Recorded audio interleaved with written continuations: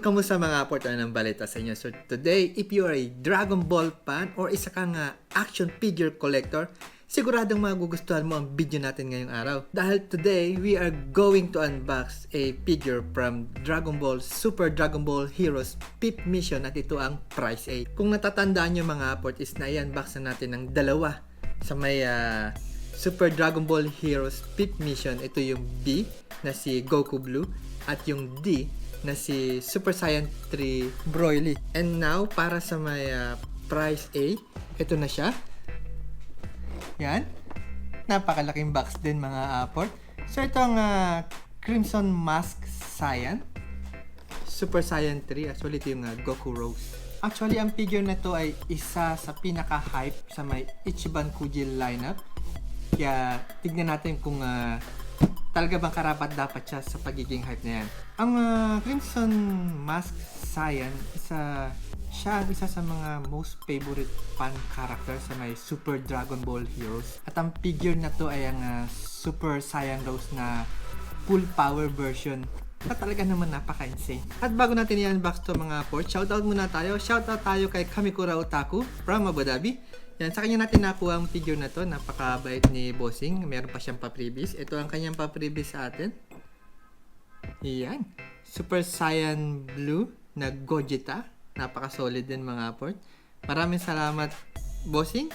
At kung kayo ay mahilig sa Dragon Ball, marami siyang Dragon Ball figures na pwede nyo mabili sa kanya. Bisitahin nyo na ang kanyang Facebook page. At napakadaling kausap niyan. Saludo, boss. Maraming salamat. Okay, first, let's take a look at the box. Right away, the box art looks really clean.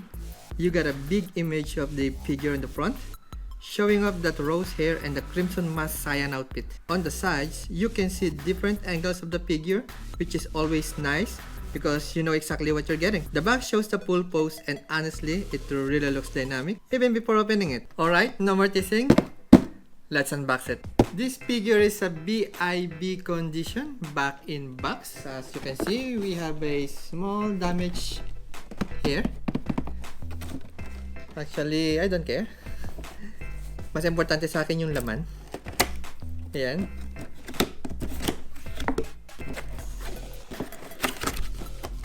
Bam! Meron pa siyang clamshell. Let's put it out.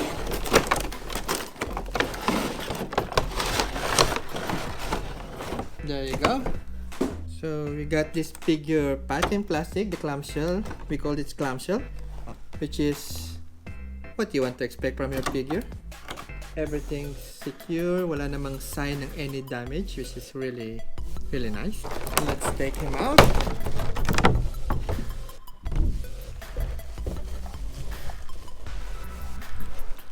Bam. And the foot support. Put this to the side. Here you go. And there he is. Wow. First impression? This thing looks way better in person. Let's start with the sculpt. Kasi dito talaga nag-shine yung Ichiban Kuji. The pose is aggressive and powerful, which fits the Crimson Saiyan mask perfectly. Talaga namang ramdam mo yung full power energy sa pose na to. The muscle definition is clean, not overdone, and the proportion looks very Dragon Ball accurate. Now, the paint job. The Super Saiyan Rose hair is beautiful. The color has a nice depth into it, and it's not flat at all. You can see subtle of the shading, lalong-lalo na sa tips ng kanyang mga buhok. The outfit looks great too. The darker tones of the suit contrast really well with the bright rose hair, and the mask details are sharp. Honestly, for an Ichiban Kuji figures, this one is impressive. The facial expression is spot on. You can see that cold, confident look that really fits this character. The mask scalp is clean, at wala naman ako nakikitang major problem sa paint niya.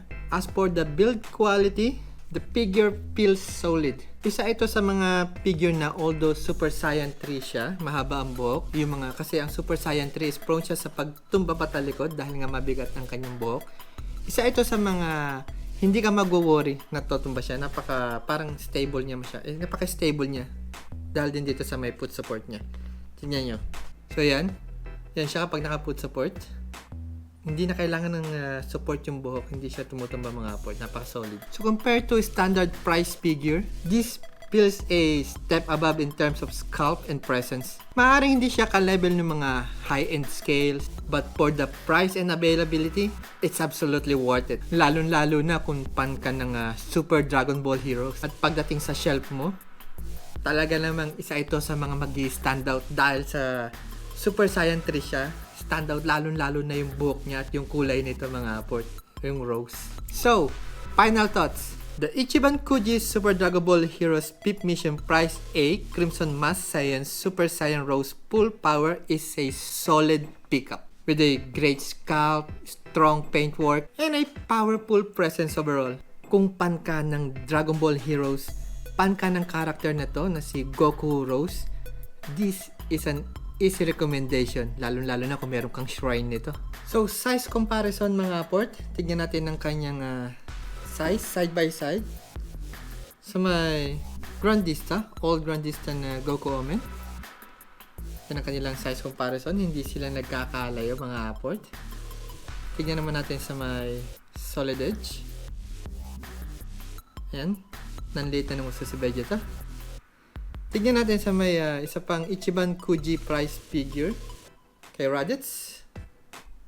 Ayan, no? Gandang pagtabihin nito mga port para silang long hair. And tignan natin sa kanyang kaline or cassette. Itong B. Price B sa may Pip Mission.